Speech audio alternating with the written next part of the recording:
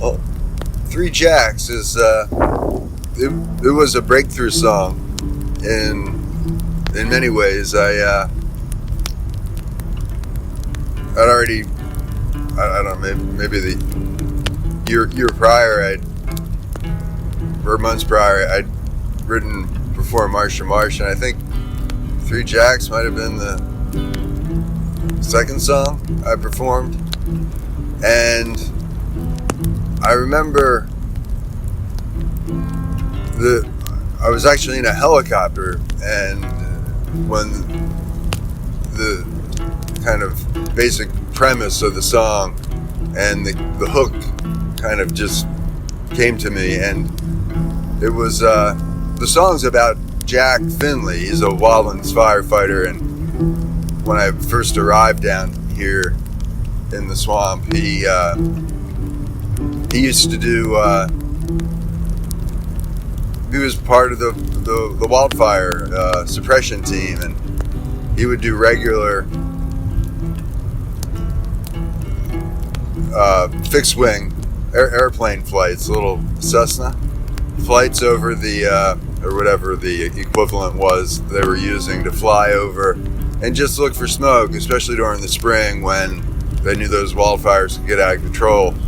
And he's an Irish guy, really kind of wiry but strong, and just a really good guy. And he played guitar.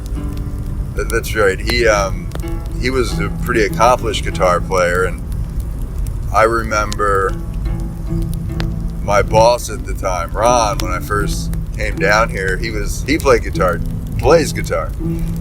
Both he and Jack do. And Ron has good technical finger picking skills beyond anything I could ever accomplish. And he has a really nice guitar too, or multiple guitars. Anyhow, Ron had said, "Yeah, we get together, we play." We play. So I at that point I had been, I remember when Ron had mentioned that we had Captain Ron, call him. He had mentioned that they get together to play guitar. I was like, oh yeah, I'll get a guitar. And I had taken lessons when I was back when I was like 10. I remember, instead of playing another instrument with the school, my mom said, how about guitar? For some reason she thought guitar would be good for me, and I remember I had this room that had even though we had air conditioning, I had an extra air conditioning because I had asthma, and the thought was we had to keep it cold in there. And I remember I turned to my mom and I sit in my room and I said, my response to her question was, can I get an electric guitar? And I think it was all 10 years old. I don't know why that was anyhow, my mom said, yeah, maybe eventually. But they bought me a 3/4 size guitar, and I took lessons. And my teacher's name was Bob Kelly.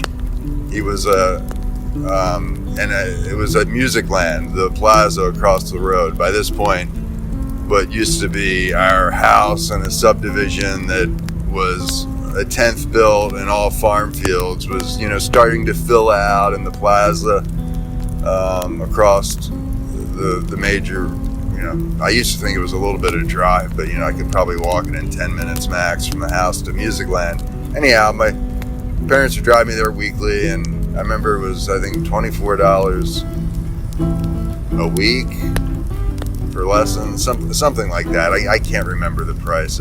But anyhow, I went about learning guitar, and I don't know, I didn't practice that much, and maybe I was just approaching it the wrong way. But after a year or even less of doing that, my teacher asked me that I should be taping my sessions because he didn't think I was practicing enough. And I probably didn't practice enough. I think But the one song I learned was The Entertainer, and I would play that whenever there were family gatherings or to my grandparents. I can probably still play that to this day. But anyhow, when I was in the, I dropped the guitar and I quit playing. I played for all of a year, and I remember Bob Kelly kind of suggested I quit playing. He could just see I wasn't into it or didn't have the skill or some combination. So I, in high school, through college, through whatever, my early adult life, I never picked up the guitar again. But when I arrived at the preserve, Ron and others were playing, and they said they got together, so I kind of showed up with my guitar, and the one song I could play was House of the Rising Sun, and I had remembered playing that in my youth, and my brother and another friend, Chad, they kind of hear me playing, and they'd say, sing the song. And of course, I was just a 10-year-old kid, so I was, really self-conscious and probably other issues going on, so I never sang. But I found when I was then in my, late 20s, I was, I sang the song. It took me a while, but I finally sang the song, and I enjoyed the, I found I could harmonize my voice to the guitar in a way that I could never sing absent the guitar. There was kind of a relationship there with the guitar and me singing, and it was all chords. So anyhow, I remember being but I was still self-conscious, but I don't know, being around Ron and Jack and whoever was there, there's just hanging out, maybe drinking a beer or two and fooling around on the guitar. I kind of sang House of the Rising Sun to them, and I kind of changed the lyrics around on House of the Rising Sun. I remember instead of saying, "In God," at the end, "In God, I'm sorry I'm one," I said, "In God, thank God I'm one. Thank God." And I think I was thinking, thank God I'm finally playing the guitar and singing it. And this song, 20 years later, delivered me into, being able to sing a song. Not that I went on to music fame, but I did become Bobby Angel. Yeah. So Jack, when he was going away, this is many years ago, and it was after Marsha, he played guitar, and we said, we need a song. By this time, Bobby Angel had become a little bit of an institution or something. Like, another going away party. Bobby Angel needs to write a song. So myself and Ron, and it was Billy Snyder, and I can't remember who else was there. But we're up on the porch of a house in Everglades City, and we're coming up with lyrics.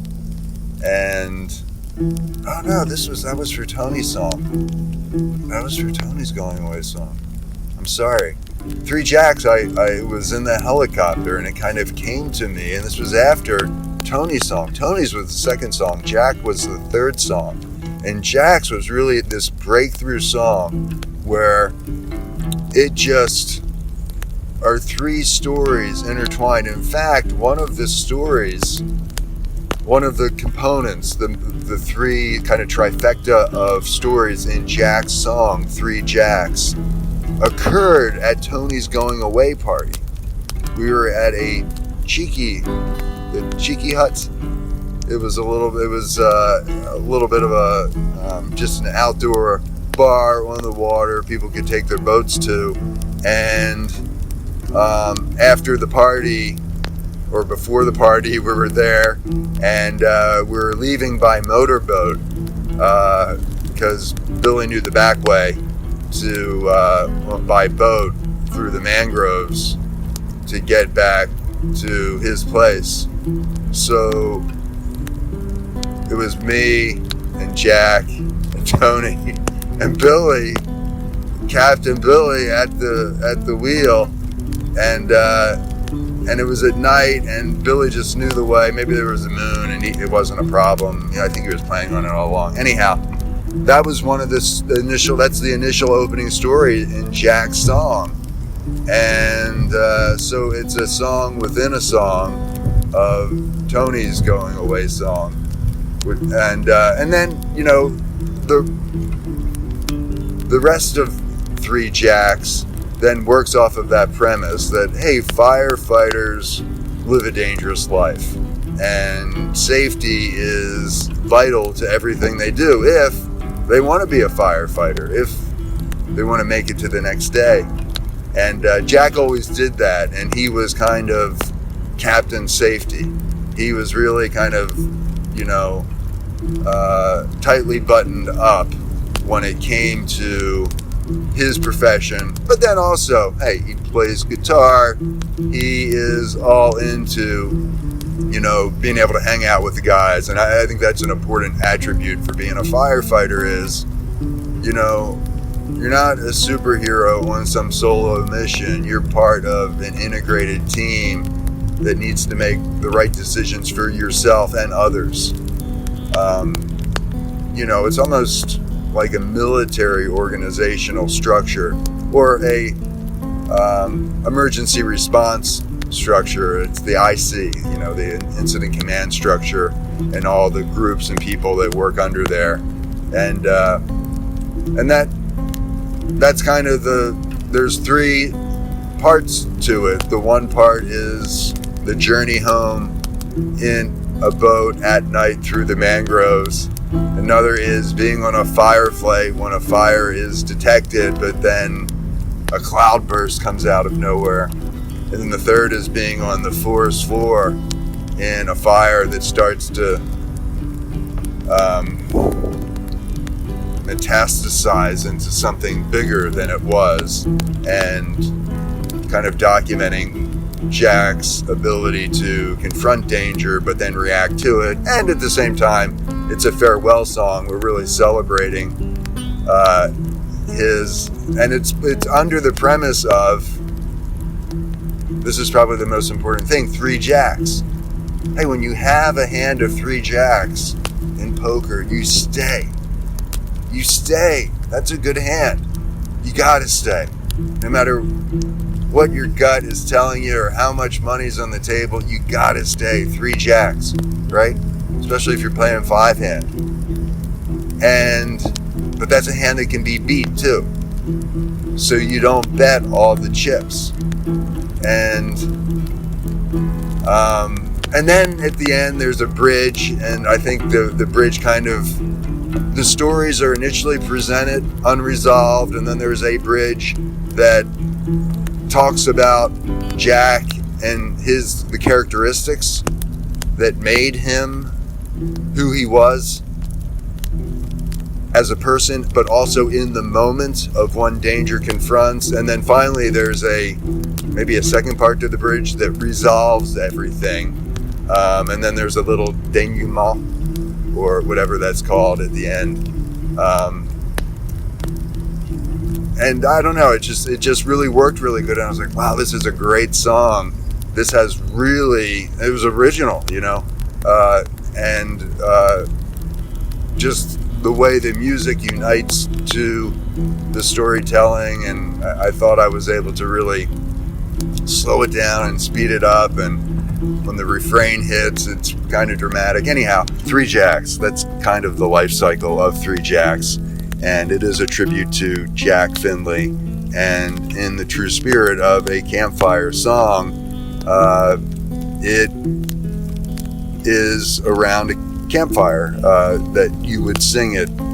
And it is around the campfire then you would kind of think about, wow, 20 years ago. Yeah, he hasn't been here for 20 years, but the song rekindles that place and time when he was here, and it makes you think about all those good times and all these stories that I'm just talking about now. Anyhow.